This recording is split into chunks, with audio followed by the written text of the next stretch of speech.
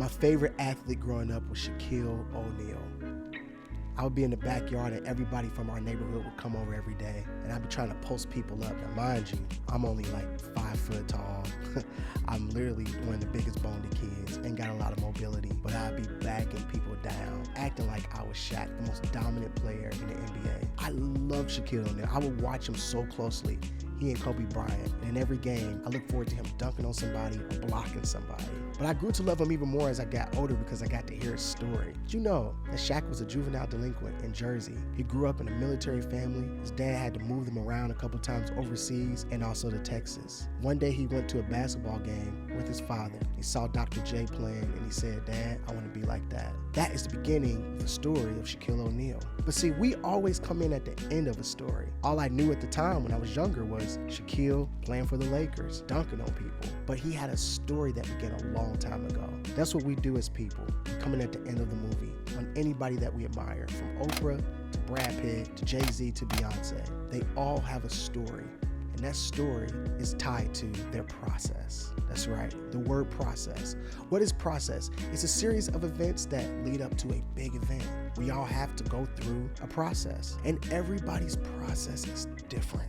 Why is it different? Because we all have our own insecurities, our own background, different upbringing. We're all different colors, different shapes, different sizes, different gifts, different talents. And we all have different purposes. So my process can't be your process, but we all have to go through these series of events in order to lead to that major event.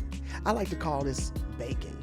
Cook a lot. When baking a cake, you realize that none of the ingredients by themselves taste good. So you have to mix them all together. The eggs, the vanilla extract, the flour, the sugar, and anything else that you're gonna put in that ingredient for the cake. And when you put them all together and mix them together, then you have to put the oven at a temperature where this can cook. You see, process happens even in the heated moments because it starts to develop some of the things that would never come out when you're comfortable. And at the end of the process, when it's in the right time, it comes out as that baked cake. With all of these variables that we have in our lives, what I can definitely tell you is that if you stay obedient to the process and go with it, that you will see the other side of it. I was at a panel discussion one day, and someone said, "What's the key to being a great singer?" And I said, the key to being a great singer is actually doing the things that you guys don't get to see. That's how I got to where I am today. Because I've learned that in the moments where you're not watching me, I have to work at it to get there. Man, it's not pretty. It's not always the best picture on Instagram or the nice video with the nice camera on TikTok or the long YouTube video that you're watching right now that's been edited. No, I had to go through a process to get here, and it took time. And yeah, I've cracked in my voice, and sometimes I felt discouraged. Sometimes I didn't even feel good about myself and who I was. I had to learn how to appreciate myself. I had to move all over the country and learn different lessons and different jobs, but it was a part of my process. So I have to embrace the process.